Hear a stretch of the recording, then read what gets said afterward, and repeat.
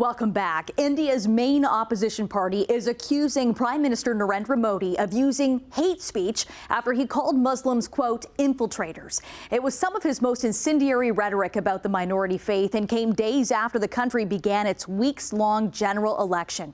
The remarks at a campaign rally Sunday drew fierce criticism that Modi was peddling anti-Muslim tropes. Manisa Denabalan joins us live with more on this. Manisa.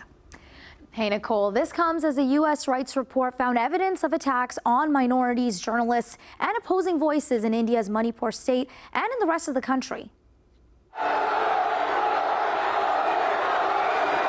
Thousands gathered at a rally in Rajasthan in India on Sunday to show their support for Prime Minister Narendra Modi, who began campaigning for the country's 6-week election.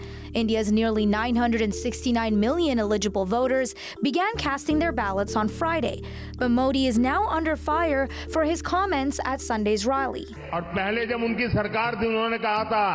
Modi said when they, referring to the Congress, were in power, they said Muslims will have the first right over the nation's wealth.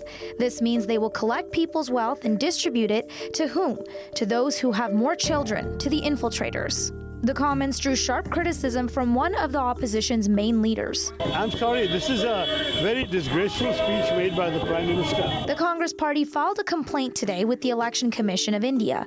They accuse Modi of breaking rules that bar candidates from engaging in any activity that aggravates religious tensions. Critics accuse his party of fostering religious intolerance and sometimes even violence.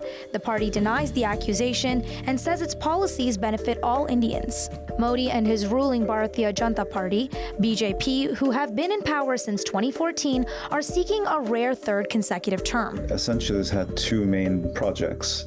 One is the pursuit of economic development in the country, but the core ideology of the party is Hindu nationalism, which is the idea that India is essentially a Hindu nation. There are many minorities who live within India. An expert says even though the party is more dominant than any other in India, it realizes it faces vulnerabilities on its economic record. I think that's one of the reasons why many observers think that the campaign has highlighted communal issues and it seems to be advancing religious polarization. The concerns surrounding Modi's comments come as the U.S. State Department's annual human rights assessment cites significant abuses aimed at minorities and journalists in Manipur. The northeastern state has been in the midst of unrest and violence between two populations, the majority Maitai and tribal Kuki. More than 200 people have been killed and thousands displaced since the fighting began about a year ago, over the potential for some of the Kuki's privileges to be extended to the Maitai. A mother who had to flee her home with her daughter as a result of the ethnic violence now lives in a relief camp in the state's capital.